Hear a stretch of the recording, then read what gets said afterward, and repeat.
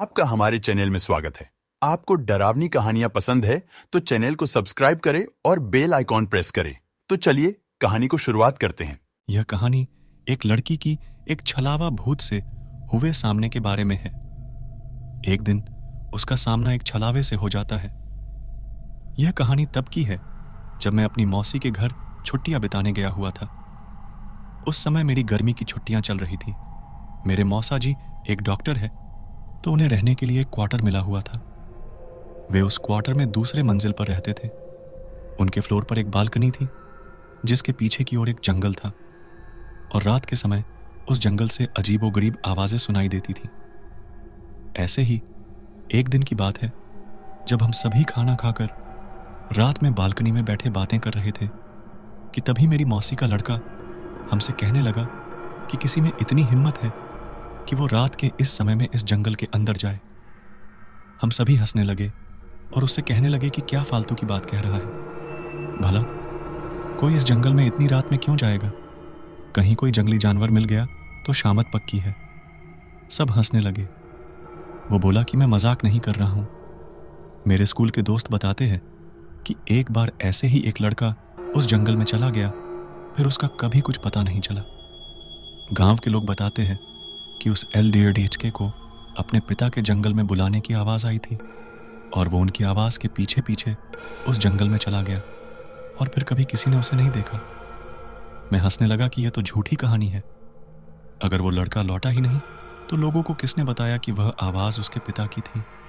वो बोला क्योंकि उसके पिता उससे थोड़ी दूरी पर थे और उन्होंने भी वही आवाज सुनी थी, मतलब उनको बुलाने की।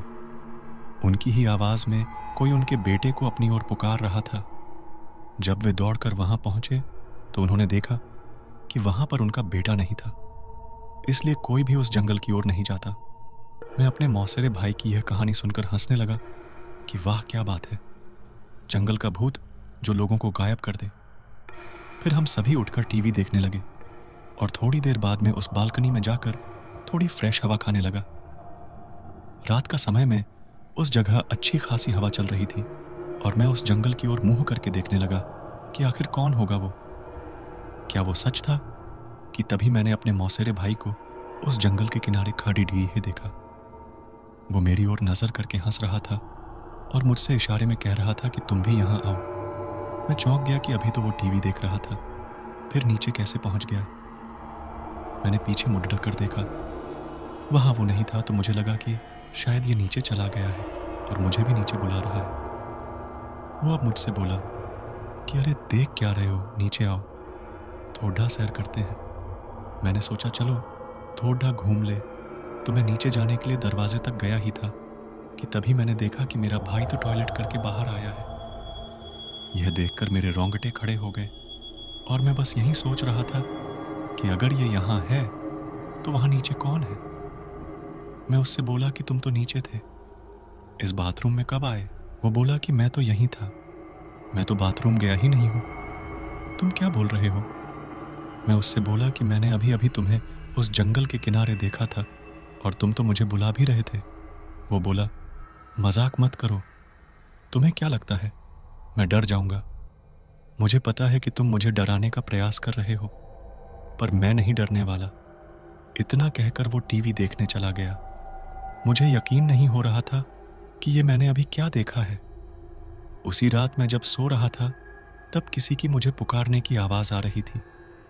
वो जो भी था मुझसे कह रहा था कि मैं तुम्हारा कब से इंतजार कर रहा हूं, तुम तो आए ही नहीं, देखो जल्दी आ जाओ, फिर हम दोनों साथ में इस जंगल के अंदर घूमेंगे।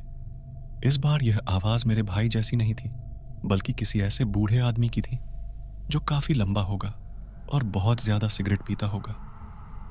रात भर मुझे उसकी आवाजें आने लगी, और फिर जब सुबह मैंने सबको यह बात बताई तो सबने मुझसे कहा कि ऐसा होना यहाँ आम बात है, तुम उस ओर ध्यान मत दो और अपना काम करो, और भूल कर भी उस जंगल की ओर मत जाना। उसके कुछ दिनों बाद भी मुझे उस जंगल की ओर से आवाजें आती रही, फिर वो आवाजें आना रुक गई। इस घटना के कुछ दिनों बाद मेरे पापा मुझे लेने आ गए थे, क्योंकि मेरी गर्मी की छुट्टियां भी खत्म होने वाली थी।